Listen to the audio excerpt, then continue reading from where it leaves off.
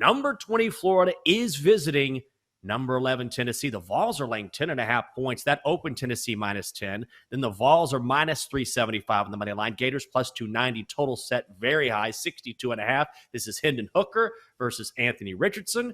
Initially, I thought, I don't know, seems like too many points. It's an SEC battle. But I have to say, the more I think about this game and the more I've watched Tennessee's offense, and their defense is pretty stout too, I think maybe Tennessee might be the right side. Well, here's the thing. The line has moved towards Tennessee because this opened around 9.5 or 10. It is now 10.5 favoring the Vols. But Jenks, do you subscribe to the theory that certain teams live inside the dome of other teams? Because if any team can claim that, it's the Florida Gators when going against Tennessee. In the last 17 matchups against Tennessee, Florida is 16-1, winning each of the last 5 games. And I get it. Each team is very different year to year in college football, but sometimes we see this, especially in rivalry matchups. I think a good comparison is the Florida-Georgia game, where they've had countless years where Georgia has a better team on paper, and they should run away with it. But in rivalry matchups, sometimes these games play a little bit closer. And I think some people don't realize that Tennessee-Florida is very much a rivalry game. No question about it. Absolutely it is.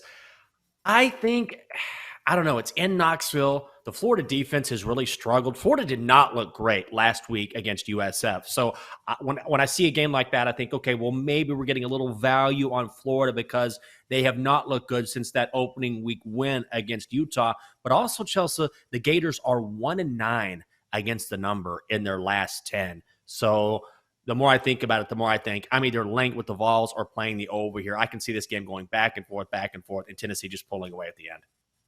Yeah, here's a play I kind of like is maybe something in the first quarter, which I am not seeing spreads for the first quarter, first half, any totals.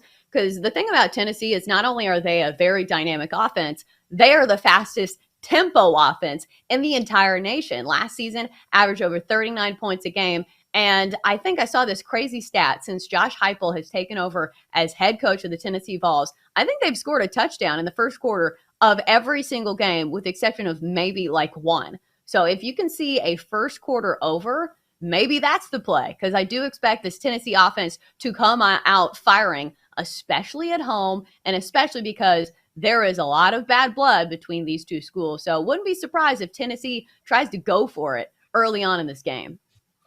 In the Big 12, we have number 22 Texas going to Lubbock to play Texas Tech. The Horns are laying 5.5 points. Texas minus 200 on the money line. The Red Raiders are plus 165. The total set at 60 and a hook.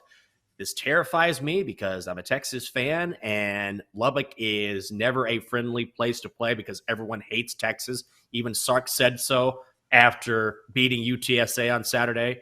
And he's right. He said everyone hates us for Texas. And Texas Tech certainly fits that bill. However, if you're Texas Tech, one of the things that is an issue for them, Chelsa, and maybe you saw it against your Wolfpack because NC State played Texas Tech last week, and they're with their second-string quarterback right now, Donovan Smith, after Tyler Show went down. And Smith has been 2 touchdowns, 5 interceptions. So if Texas Tech wants to keep this within the number, they need to have Smith play a better type of football than he's been playing over the past couple of weeks. Yeah, and that Texas Tech-NC State game was probably closer than it should have been. Once again, NC State had a comedy of errors where they fumbled through the goal line, and we all know I hate that rule across football where if you fumble through the goal line, it's a touchback and the other team gets it. So it could have been way worse and way more out of hand. So I am not a Texas person like you are, so I won't be betting on this game. But Texas Tech, I'm not sure if they can hang with Texas if Texas has all of their horses. Weren't you saying there's some rumor of Quinn Ewers back on the sidelines? Well, he dressed on Saturday against UTSA and was throwing the football on the sidelines. And Steve Sarkisian said, yeah, everyone's back to practice. They're working out. Now, whether or not he plays is a different question, but there's a reason why this has moved from Texas -5 to Texas -5.5, and it's because of that news, and I expect that line to go up a little bit more as the week progresses. We've also got Notre Dame at North Carolina. Oh, it's now at 6, so there you go, right there. Texas laying 6 now in Lubbock. Notre Dame is visiting North Carolina. The Irish laying a point. Irish are minus 115. Tar Heels are minus 105, and the total set at 59.5. Chelsea, when you see this game, what do you think initially? Oh, And you don't care. no.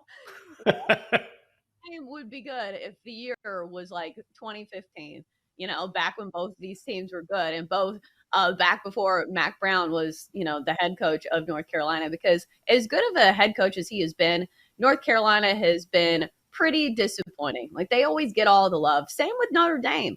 Both these teams kind of get more credit than they are due. Notre Dame barely staved off Cal in their last game, only scoring 24 points. So I will say one thing. Notre Dame's defense is for real. The problem is they're not that good of an offense, but this is a very short number as well. You are not asking Notre Dame to go on the road and cover a touchdown. It is merely 1 point. And you could even take them on the money line at a decent price at minus 115. This is a game I'm staying away from. I don't really want to trust either of these teams. So do you have an angle here? Because I certainly don't. I like North Carolina quite a bit in this game. I don't really trust Notre Dame. Now, North Carolina hasn't been great, but they've had an extra week to prepare, and Drake May for Carolina has been unreal. The problem is that Carolina defense. So I think what Carolina will do here is try to get this game into a shootout with Notre Dame, and I'm not quite sure that the Irish can keep up. So I will take the heels on the money line or maybe just lay the point. Whatever. I expect a Carolina victory here. I need to see more from Notre Dame because the only thing I have seen from them is coming back to beat Cal, and that was really dicey.